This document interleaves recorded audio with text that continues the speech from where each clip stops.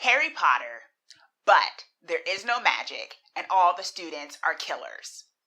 SYFY's new series, Diddly Class. Hey y'all, it's your Twisted Girl Next Door here, and today I am doing a review of SYFY's new original series, Diddly Class. The TV series, Diddly Class, is based off of the American comic book series of the same name.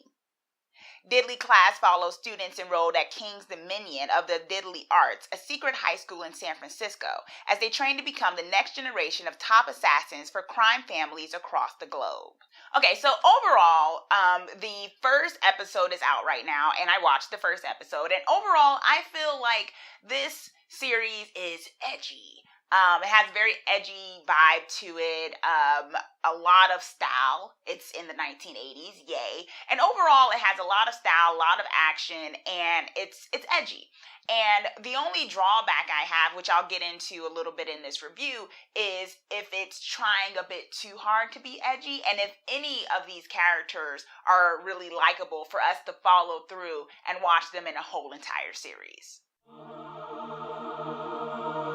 The style. Okay, so the style of this show is really cool. I love the 1980s. If you know me, I really love the 1980s.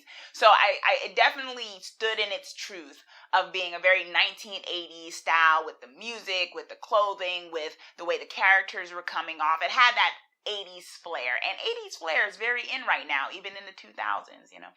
Sometimes when it comes to first episodes of a series, things start really, really slow, right? Not with this show. Things pretty much pop off very quickly. Things get intense very quickly. And what you're dealing with is a situation where you're watching the main character, or our starting main character, Marcus, as you sort of hear the story of how he ended up at this Diddly school and his life before that, and very quick glimpses along with his life now being at the school. So that's pretty much the pilot episode, and they do a very good job of not making it so that things drag on. There's action in the very beginning. Things are very intense in the very beginning. So you're definitely needing to pay attention to the show and the screen. You're not going to be able to kind of go off on your phone because you miss something as soon as you look away. There's diversity in here. The class of students, they come from many different kind of backgrounds, shapes, colors, sizes, origins, and whatnot. And the casting pretty much reflected that. So if you're looking for a show that has a bit more diversity, a little bit more color to the cast, you'll definitely get that in some aspects when it comes to this show. I dug the political commentary there. This happens in the 1980s, right? And the 1980s is famous or infamous for Reaganomics. You know, President Reagan, all the situations that happened with that presidency, such as, you know, the increasing of poverty, the increasing of, you know, a lot of persecution and prejudice and marginalization of certain groups of people when it came to that presidency. And what this show does is that it does not shy away from that aspect. There is commentary of the 1980s, which is very much relevant to today, and it doesn't shy away from talking about that. It doesn't shy away from talking about homelessness and poverty and assault and things of that nature. So it definitely, I give it kudos for staring that in the face and probably, you know, taking advantage of our political climate at the moment to use the 1980s and what went on there to kind of mesh the two. And it does a good job of that. So I have two major cons when it comes to this show thus far that I think is going to either make or break whether or not you want to continue watching this series or where this series is going to go if they end up diving more into these cons. The characters. Okay, so I know that's really dramatic and big to say that the characters are kind of a con of this series because, well, the characters are the reason people watch a show, right? Or a movie. Now, in this particular case, I'm not saying all the characters are bad. I'm not saying even any of these characters are inherently bad.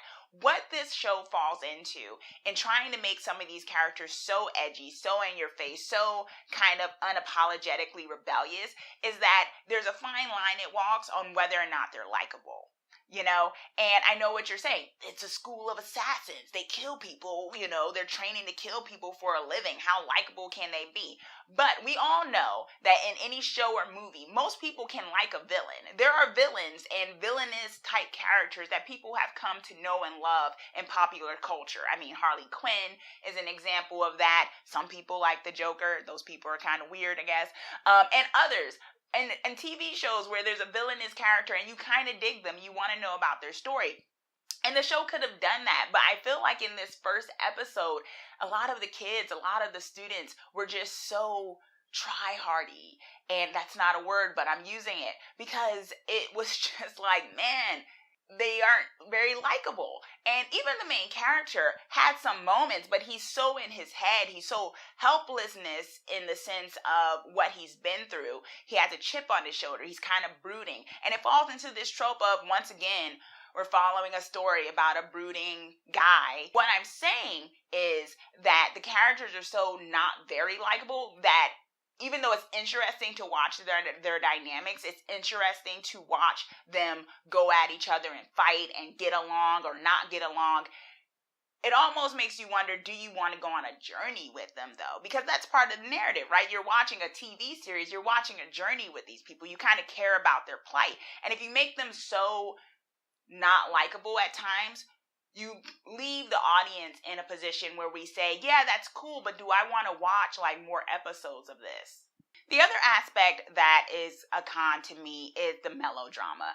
The melodrama that will eventually happen because, they planted the seeds for some of these love triangles and friendship squabbles from a mile away. And maybe that was their purpose, that's what they wanted to do because it's the pilot episode, so they want you to, know what you're getting into, or maybe even entice you for those people who kind of like shipping, aka putting, characters together, which is interesting because I really actually do tend to like shipping in a show, any kind of show, especially genre shows. I love shipping. I love couples coming together. I like picking who I want to be together sometimes, plus the addition of the plot and the narrative and the cool stuff. And in this particular case, it was so not interesting. And even the couplings, you saw him wanting one girl and the other girl likes him. And it's just, it's like, oh my gosh. I get it. They're in high school, technically, even if it's a high school for killers. So you're going to fall into the melodrama sometimes, and that's fine. And I'm okay with melodrama, but the chemistry has to be there between the characters, and I have to, and maybe this falls into me not particularly caring for any of these characters. So in that sense, when it comes to their love lives, I also, in extension, don't care about that necessarily either. So yeah, if you're someone who you're not into like CW style melodrama, this show may fall into that. It didn't totally do that in this first episode, but there were definitely inklings of that happening. Trigger warnings, there's two. Okay. One, which I'm so tired of, and I feel like since I've mentioned it, everything I've watched since then has had this situation.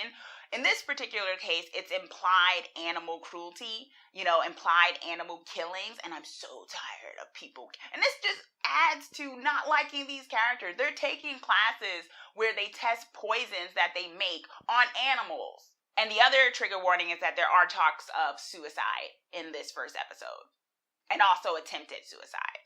It's just real edgy, just so edgy. So I think this show is stab approved. I think it has a lot of potential. The first episode was really well shot. There was some great action. It has a lot of style. I love the 80s, and I think the characters have potential to like them.